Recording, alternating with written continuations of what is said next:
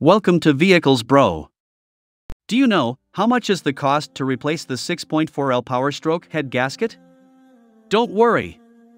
In this video, we will discuss that. Generally, Ford Powerstroke head gasket replacement cost ranges from $2,500 to $4,500. Sometimes it becomes higher. The head gasket set price is approximately $698. The cost of a head gasket set installer, including studs, cylinder head, and others, ranges from $1,564 to $2,614.